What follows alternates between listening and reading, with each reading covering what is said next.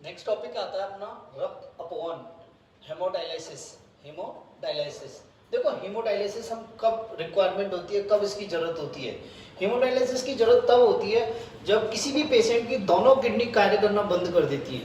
किसी पेशेंट की दोनों किडनी कार्य करना बिल्कुल बंद कर देती है, मतलब किडनी फेलियर की कंडीशन में क्या होती है, हेमोडायलिसिस की जरूरत पड़ती है।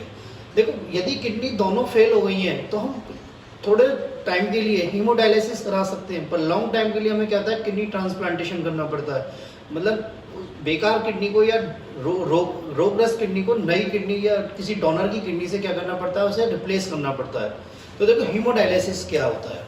हीमोडायलिसिस क्या होता है, जब किडनी खराब हो जाती है, जब किडनी बिल्कुल खराब हो जाती है तो क्या होता है, रक्त में अपशिष्ट पदार्थों की मात्रा बढ़ने लगती है। रक्त में क्या बढ़ने लगती है बेटा, अपशिष्ट पदार्थों की मात्रा, और मेनली क्या, यूरिया बढ़ता है। क्या बढ़ता है, यूरिया।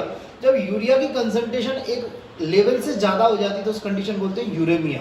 और यूरेमिया की कंडीशन बहुत ज्यादा खतरनाक होती है। यूरेमिया की कंडीशन बहुत ज्यादा खतरनाक होती है। यदि यूरेमिया को यदि ठीक नहीं किया जाए, उसको मतलब उसका उपचार नहीं किया जाए, या यूरिया को अलग नहीं किया जाए ब्लड से, तो रोगी की मृत्यु तक हो सकती है। रोगी की मृत्यु हो जाती है। ठीक है, तो देखो, इसीलिए क्या होता है, जब किडनी फेलियर हो गई तो हम इस मशीन का यूज करते हैं। इसे बोलते हैं कृत्रिम वृक्कीय युक्ति। कृत्रिम वृक्कीय युक्ति भी कहते हैं और हीमोडायलिसिस मशीन भी कहते हैं। ठीक है बेटा, तो ये हीमोडायलिसिस मशीन 3 चैम्बर की बनी होती है। हीमोडायलिसिस मशीन 3 चैम्बर की बनी होती है। पहला होता है कूलिंग चैम्बर, ठीक है। दूसरा होता है डायलाइसिस चैम्बर। क्या होता है बेटा, ये जो सेकंड वाला है इसको बोलते हैं डायलाइसिस चैम्बर।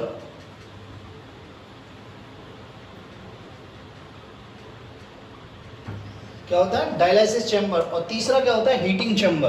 क्या होता है बेटा, हीटिंग चैम्बर। देखो, मेन चैम्बर जो होता है इसका होता है डायलाइसिस चैम्बर। इस डायलाइसिस चैम्बर में क्या होती है, इस सेलाफेन की झिल्लियों से बनी हुई क्या होती है, नलिकाएं होती हैं। सेलाफेन से या सेलाफेन की झिल्लियों से बनी हुई, सेलाफेन से बनी हुई क्या होती है, नलिकाएं होती हैं। और ये सेलाफेन जो होती है ये कैसी होती है, चयनात्मक पारगम झिल्ली होती है।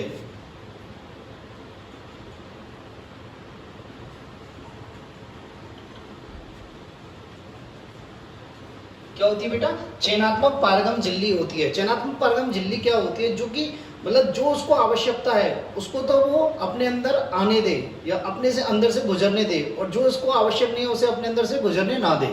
ठीक है, तो इसे चयनात्मक पारगम झिल्ली होती है। और ये झिल्ली क्या होती है, जो बड़े अणु होते हैं जैसे प्रोटीन, उनके लिए क्या होती है, अपारगम होती है। कैसी होती है बेटा, अपारगम।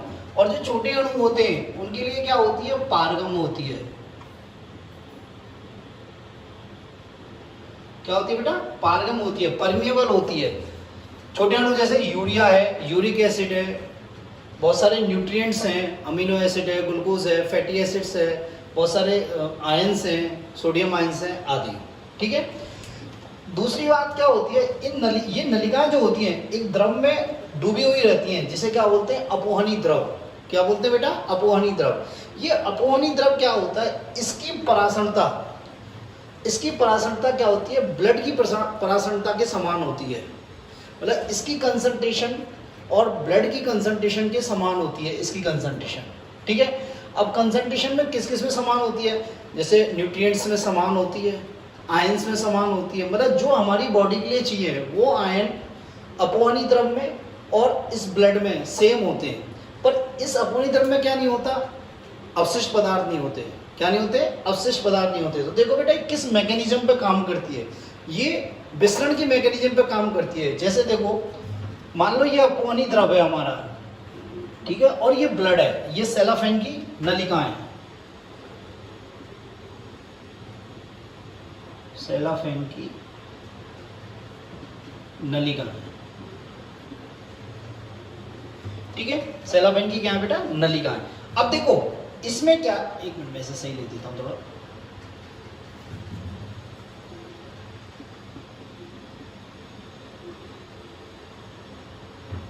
देखो इसमें क्या है, जैसे मान लो ये रक्त है, अब इसमें क्या है, यूरिया है। क्या है, यूरिया है। ठीक है, इसमें ग्लूकोज भी है। क्या है, ग्लूकोज भी है।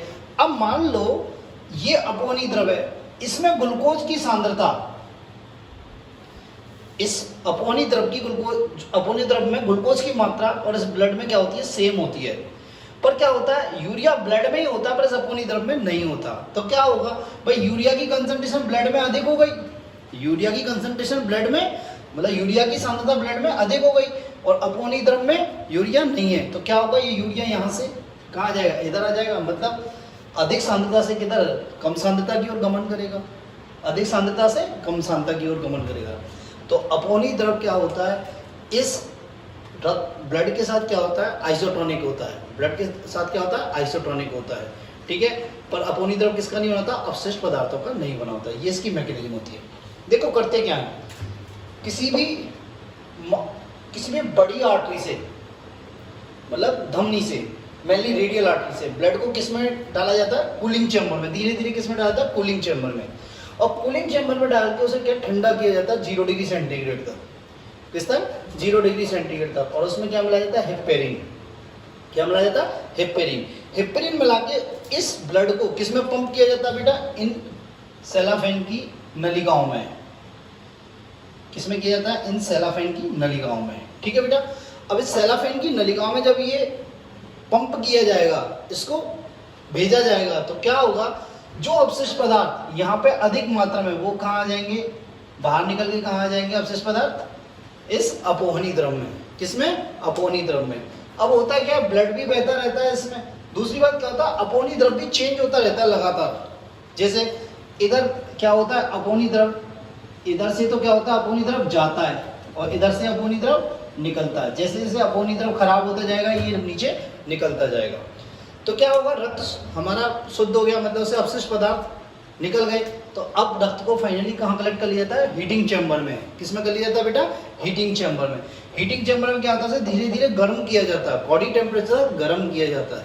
और गर्म करने के बाद उसमें क्या मिलाया जाता है, एंटी हिपेरिन। क्योंकि हमने यहाँ हिपेरिन मिलाया, तो उसको न्यूट्रलाइज करने के लिए क्या मिलाते हैं, एंटी हिपेरिन। किसको, एंटी हिपेरिन। और उसके बाद ब्लड को किसी सिरा के द्वारा बॉडी के अंदर इंजेक्ट कर दिया जाता है, बॉडी के अंदर इंजेक्ट कर दिया जाता है। जनरली हम क्या करते हैं, रेडियल आर्टरी से निकालते हैं और रेडियल वेन में इंटर करा देते हैं। ये है आपका रक्त अपोहन या कृत्रिम द्रकीय युक्ति, ठीक है बेटा। नेक्स्ट आता है किडनी ट्रांसप्लांटेशन। क्या आता है बेटा, किडनी ट्रांसप्लांटेशन, वृक्क प्रत्यारोपण। देखो ना, वृक्क प्रत्यारोपण कब किया जाता है, देखो अपोहनी द्रव डायलिसिस करा रहे हैं, अब डायलिसिस को हम लॉन्ग टाइम तक नहीं चला सकते, लॉन्ग टाइम तक नहीं चला सकते। एक तो ये बहुत महंगी प्रक्रिया है, ठीक है, और काफ़ी बहुत टाइम लेती है, ठीक है। तो इसके लिए क्या करता है, जो किडनी खराब हो गई है, जब जो किडनी खराब हो गई है, किडनी हमारी दोनों खराब हुई है, तो किडनी खराब किडनी को क्या करते हैं, किसी डोनर की किडनी से रिप्लेस कर देते हैं, किसी डोनर की किडनी से रिप्लेस कर देते हैं। मान लो किसी एक आदमी की किडनी खराब हो गई, अब उसकी दोनों किडनी काम नहीं कर रही है, मेरे में 2 किडनी है, तो मैं उसे एक किडनी डोनेट कर सकता हूँ, मैं एक किडनी उसे डोनेट कर सकता हूँ। तो मेरी किडनी मेरे से निकाल के उसमें डाल देना, उसे क्या कहते हैं, ट्रांसप्लांटेशन। क्या बोलते हैं, ट्रांसप्लांटेशन। तो देखते हैं वृक्क प्रत्यारोपण।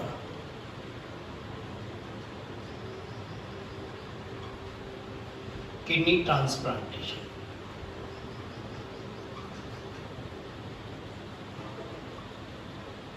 क्या बेटा, किडनी ट्रांसप्लांटेशन। देखो ना, किडनी ट्रांसप्लांटेशन मैंने आपको बता दिया कि किडनी ट्रांसप्लांटेशन क्या होता है। पर क्या होता है, जब किडनी ट्रांसप्लांट करते हैं तो हम क्या करते हैं, ऐसा डोनर चुनते हैं जो उसका क्लोज रिलेटिव हो, उसका क्या हो, क्लोज रिलेटिव हो, मतलब माँ बेटा हो या माँ बेटी हो, बाप बेटा हो या बाप बेटी हो, भैया बहन हो। क्यों, क्योंकि क्या होता है कि उनकी जो टिश्यू की संरचना है वो क्या होती है, सिमिलर होती है, मैक्सिमम क्या उसमें सिमिलरिटी होती है। तो क्या होता है, जो डोनर की किडनी होती है वो आराम से रोगी के शरीर में जाके एक्सेप्ट कर ली जाती है, स्वीकृत कर ली जाती है, स्वीकार कर ली जाती है, ठीक है। कि अब ऐसा कैसे किया रही है, मान लो हम दूसरे की किडनी ले रहे तो क्या प्रॉब्लम आएगी, ठीक है। होता है क्या है, मान लो हमने एक किडनी किसी रोगी के शरीर में ट्रांसप्लांट की, ये एक स्वस्थ व्यक्ति की किडनी है,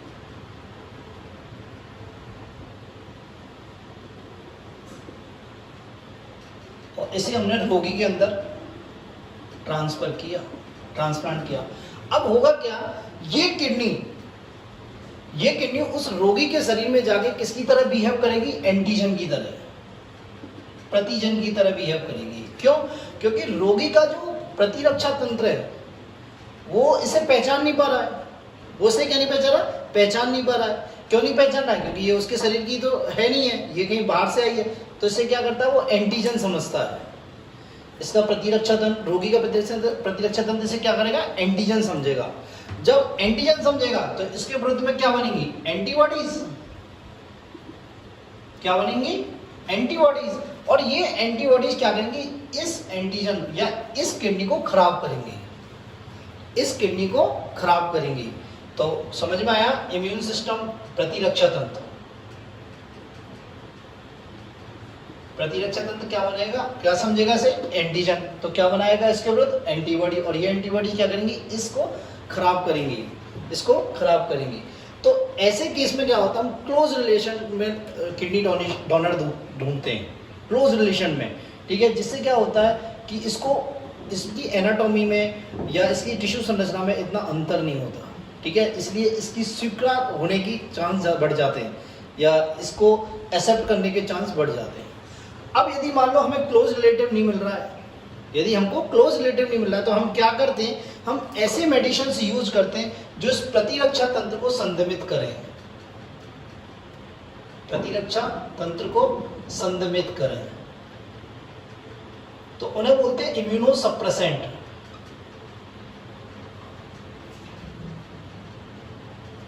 क्या बोलते हैं बेटा, इम्यूनोसप्रेसेंट। तो इम्यूनोसप्रेसेंट यदि हम देंगे तो क्या उसका प्रतिरक्षा तंत्र क्या हो जाएगा, संदमित हो जाएगा, मतलब एक तरह से इनएक्टिवेट हो जाएगा कुछ टाइम के लिए। तो क्या होगी, एंटीबॉडीज नहीं बनेगी। क्या नहीं बनेगी, एंटीबॉडीज। अब एंटीबॉडीज नहीं बनी तो इसके विरुद्ध क्या होगा, काम नहीं होगा। तो ये किडनी एक्सेप्ट हो जाएगी, धीरे धीरे क्या किडनी एक्सेप्ट हो जाएगी, उसका शरीर इस किडनी को स्वीकार कर लेगा। अब आप सोच रहे होंगे कि सर ये प्रतिरक्षा तंत्र हम संदमित करेंगे तो हमें और भी इन्फेक्शन हो जाते हैं। हाँ बेटा, इन्फेक्शन हो जाते हैं, पर क्या होता है, इसके साथ इम्यूनोसप्रेसेंट के साथ हम क्या देते हैं, एंटीबायोटिक्स भी देते हैं। क्या देते हैं बेटा, एंटीबायोटिक्स।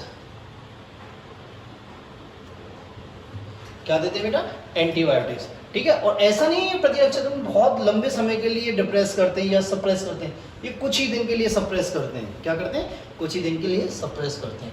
तो ये हुआ आपका किडनी ट्रांसप्लांटेशन। क्या हुआ, किडनी ट्रांसप्लांटेशन। नेक्स्ट आते हैं वृक्क से संबंधित रोग। क्या आते हैं बेटा, वृक्क से संबंधित रोग, ठीक है। तो देखें आप वृक्क से संबंधित रोग।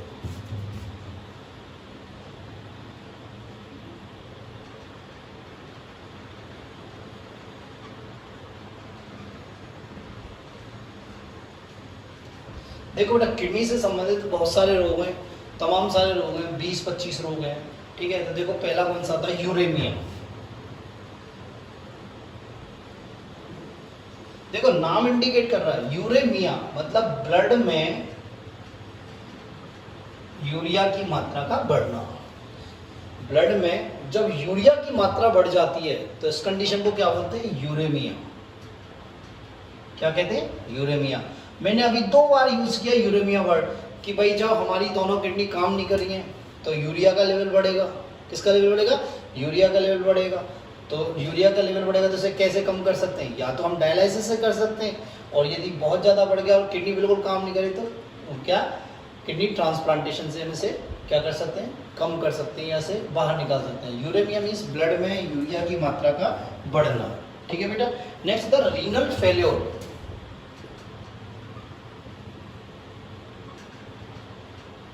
क्या होता है बेटा, रीनल फेल्योर, ठीक है। तो इसमें क्या होता है बेटा, किडनी जो होती है कार्य करना बंद कर देती है। किडनी जो होती है क्या होती है, कार्य करना बंद कर देती है। बिल्कुल किडनी फेल, तो किडनी क्या करती है, कार्य करना बंद कर देती है। जब कार्य करना बंद कर देगी तो वही है, यूरिया की मात्रा बढ़ जाएगी। क्या बढ़ जाएगी, यूरिया की मात्रा बढ़ जाएगी, और अदर अपशिष्ट की मात्रा बढ़ जाएगी। अन्य अपशिष्टों की मात्रा क्या हो जाएगी, बढ़ जाएगी। तो इसे क्या बोलते हैं हम, रीनल फेल्योर। क्या बोलते हैं बेटा, रीनल फेल्योर। नेक्स्ट आता है ग्लोमेरो नेफ्राइटिस, ग्लोमेरुलोनेफ्राइटिस, इसको हम नेफ्राइटिस भी बोलते हैं। देखो ना, नेफ्राइटिस क्या होता है? ये क्या होता है? बैक्टीरिया के द्वारा फैलता है, बैक्टीरिया के संक्रमण से फैलता है। कौन से बैक्टीरिया से? स्ट्रेप्टोकोकाई से। किससे बेटा? स्ट्रेप्टोकोकाई से।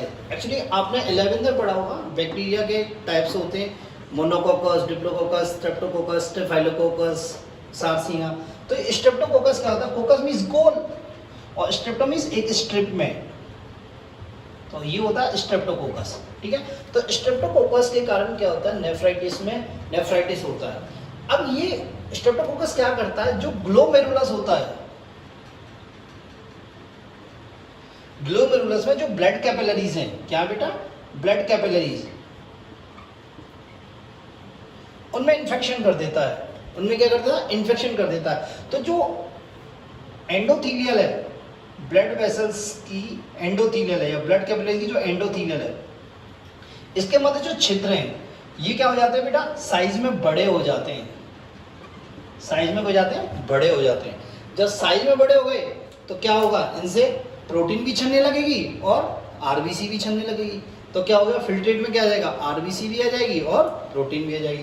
तो ये क्या हुआ? नेफ्राइटिस। क्या हुआ बेटा? नेफ्राइटिस। ठीक है,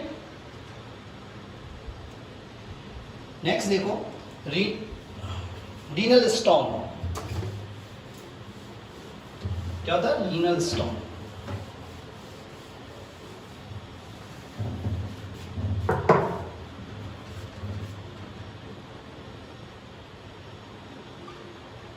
क्या होता है बेटा?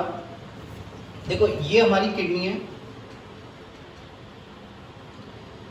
ये यूरेटर है और ये रीनल पेल्विस है। क्या ये? Renal pelvis. होता क्या है? इस रीनल पेल्विस में बहुत सारे क्या बन जाते हैं? क्रिस्टल्स बन जाते हैं। क्या बन जाते हैं बेटा? क्रिस्टल्स। ठीक है, ये क्रिस्टल बन जाते हैं। क्या हो जाता है? क्रिस्टल। और इस क्रिस्टल का बनना क्या कहलाता है? Renal stone. क्या कहलाता है बेटा? Renal stone. अब ये किस किस के हो सकते हैं? देखो, यूरिक एसिड के हो सकते हैं। किसके हो सकते हैं बेटा?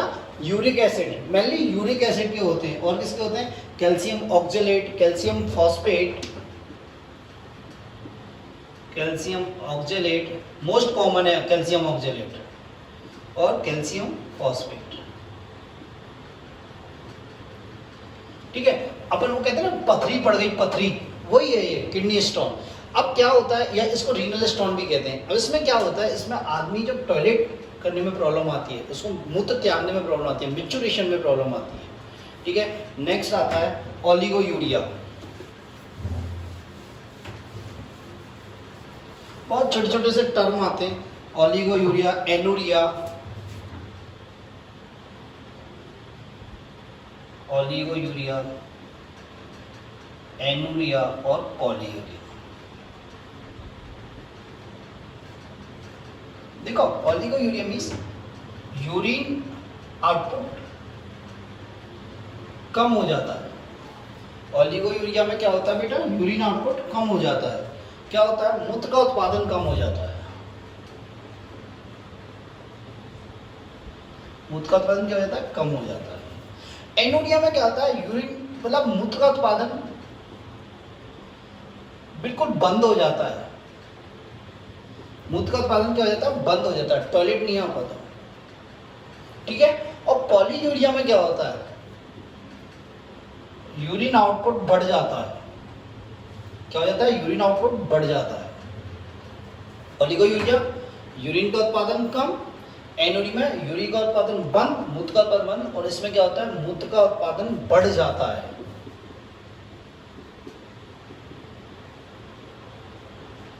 मूत्र का उत्पादन बढ़ जाता है, मतलब यूरिन आउटपुट बढ़ जाता है। आदमी बार बार में टॉयलेट जाता है।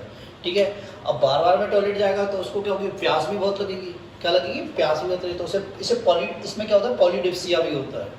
बार बार में प्यास लगना क्या कहलाता है? पॉलीडिप्सिया। अब ये रोग होता क्यों है? एक्चुअली क्या होता है, ये जो पॉलीयूरिया है, ये क्या होता है, ईडीएच हार्मोन की कमी के कारण होता है। ईडीएच हार्मोन की कमी के कारण होता है। होता है क्या, जब ईडीएच हार्मोन का लेवल कम हो जाता है तो क्या होता है, डीसीटी और कलेक्टिंग डक्ट पर, डीसीटी मीन्स दूरस्थ कुंडलित नलिका और कलेक्टिंग डक्ट मीन्स संग्राहक नलिका। तो इन दोनों पे क्या होता है बेटा, वाटर का, जल का पुनः अवशोषण नहीं हो पाता। पुनः अवशोषण क्या हो जाता है, कम हो जाता है, नहीं हो पाता। जब जल का पुनः अवशोषण नहीं होगा तो वो क्या होगा, यूरिन में बाहर निकलेगा। किस में बाहर निकलेगा, यूरिन में बाहर निकलेगा। तो जल का जब पुनः अवशोषण नहीं होगा तो यूरिन का आउटपुट बढ़ जाएगा। क्या बढ़ जाएगा बेटा, यूरिन आउटपुट बढ़ जाएगा। ठीक है बेटा, इस कंडीशन को डायबिटीज इंसिपिडस भी कहते हैं। क्या कहते हैं, डायबिटीज इंसिपिडस। इसमें क्या होता है, बहुत आदमी बार बार में टॉयलेट जाता है, हर आधा घंटे में, पौना घंटे में, 1 घंटे में टॉयलेट जाता है। ठीक है, अब देखो ये एडीएच का लेवल मैंने आपको पहले भी बताया था, आज फिर बता रहा हूँ। एडीएच का लेवल क्यों घटाता है, देखो एडीएच का लेवल घटाता है चाय, टी, कॉफी, ठीक है, बियर, अल्कोहल। क्या बेटा, अल्कोहल। ये क्या करते हैं, इस एडीएच के लेवल को क्या करते हैं, डाउन करते हैं। एडीएच के लेवल को क्या करते हैं, डाउन करते हैं, जिससे क्या होता है, एडीएच का हाइपोसिक्रेशन होने लगता है। एडीएच का क्या होता है, हाइपोसिक्रेशन होने लगता है। नेक्स्ट आता है ग्लूकोसूरिया।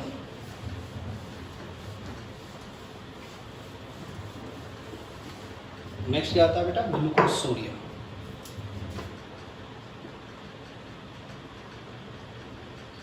ग्लूको मीन्स ग्लूकोज और सूर्यूरिया मीन्स इन यूरिन, मतलब मूत्र में किसका, ग्लूकोज का होना। मूत्र में ग्लूकोज की उपस्थिति, इसको क्या बोलते हैं, ग्लूकोसूरिया। क्या बोलते हैं बेटा, ग्लूकोसूरिया। अब होता क्या, ये ग्लूकोसूरिया क्या होता है, जनरली मूत्र में ग्लूकोज नहीं होता, जनरली मूत्र में ग्लूकोज नहीं होता, पर क्या होता है, जब एबनॉर्मल कंडीशन होती है, असामान्य स्थिति होती है, तो मूत्र में क्या होता है, ग्लूकोज उत्सर्जित होने लगता है, तो इसे क्या बोलते हैं, ग्लूकोसूरिया। ठीक है, देखो क्या होता है, ये इसका एक कारण होता है। क्या होता है, जब इंसुलिन हार्मोन, आप जानते हो इंसुलिन हार्मोन किससे स्रावित होता है, अग्नाशय ग्रंथि से होता है। अग्नाशय ग्रंथि क्या है, मिश्रित ग्रंथि है, इसमें 2 भाग होते हैं, बहिस्रावी और अंतःस्रावी। क्या, बहिस्रावी और अंतःस्रावी। बहिस्रावी भाग होता है वो कितना होता है, 99%, और अंतःस्रावी भाग कितना होता है, 1%। तो जो 1% होता है उसमें कौन सी सेल होती है, बीटा सेल्स। क्या बेटा, बीटा सेल्स, और वो क्या निकालती है, इंसुलिन। पर होता क्या है, कभी कभी इंसुलिन की मात्रा क्या हो जाती है, कम हो जाती है, या इंसुलिन का स्राव क्या हो जाता है, कम हो जाता है। जब इंसुलिन का स्राव कम हो जाता है तो क्या होता है, ग्लूकोज का उपयोग कम हो जाता है, किसमें, कोशिकाओं में। जब कोशिकाओं में ग्लूकोज का उपयोग कम हो गया, मतलब कोशिकाओं में ग्लूकोज का अवशोषण कम हो गया, ठीक है, और नेफ्रॉन में भी क्या होता है, ग्लूकोज का अवशोषण नहीं हो रहा है, तो क्या होगा, ये ग्लूकोज किस में जाएगा, यूरिन में बाहर निकलने लगेगा। जब उपयोग नहीं हो रहा तो ब्लड में क्या होगी, ग्लूकोज की मात्रा बढ़ जाएगी, ब्लड में क्या हो जाएगी, ग्लूकोज की मात्रा बढ़ जाएगी, और जब ग्लूकोज की मात्रा बढ़ जाएगी तो ये यूरिन में क्या होगा, यूरिन में आने लगेगा, यूरिन में ग्लूकोज आने लगेगा। जब यूरिन में ग्लूकोज आएगा, यूरिन में ग्लूकोज उत्सर्जित होगा, तो इस कंडीशन को क्या बोलते हैं, ग्लूकोसूरिया। क्या बोलते हैं, ग्लूकोसूरिया या ग्लाइकोसूरिया। एक्चुअली इसको मूत्र में ग्लूकोज का आना, ये किसका लक्षण है, डायबिटीज मेलिटस का लक्षण है। किसका है, डायबिटीज मेलिटस का। तो ग्लूकोज की कमी से क्या हो जाती है, डायबिटीज मेलिटस।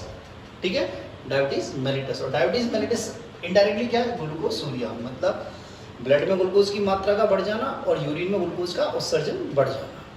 ठीक है, ये हो गया ग्लूकोसूरिया। नेक्स्ट था हेमेटोरिया। क्या था बेटा, हेमेटोरिया।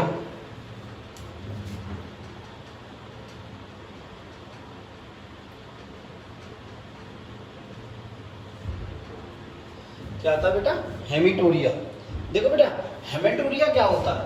हेमेटूरिया मीन्स होता है यूरिन में आरबीसी का उपस्थित होना। यूरिन में आरबीसी का उपस्थित होना क्या होता है? हेमिटूरिया। क्या कहलाता है? हेमिटूरिया। ठीक है, देखो हेमिटूरिया कंडीशन किस में आई है? मैंने बोला नेफ्राइटिस में क्या होता है? नेफ्राइटिस में क्या होता है कि जो ब्लड कैपिलरीज होती हैं ग्लोमेरुलस की, उनमें क्या होता है, छन्ने जो पोर होते हैं वो बड़े हो जाते हैं, जिससे क्या होता है प्रोटीन और आरबीसी बाहर आने लगती है। ठीक है, तो एक तो नेफ्राइटिस कंडीशन में होता है, क्या होता है? नेफ्राइटिस कंडीशन में। और एक क्या होता है, ये एक डिजीज होती है काला पानी ज्वर। क्या होता है? काला पानी ज्वर, ब्लैक वाटर फीवर।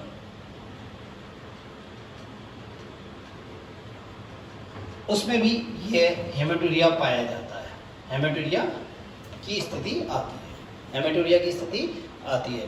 नेक्स्ट आता है बेटा प्रोटीनोयूरिया और एल्बिनोयूरिया।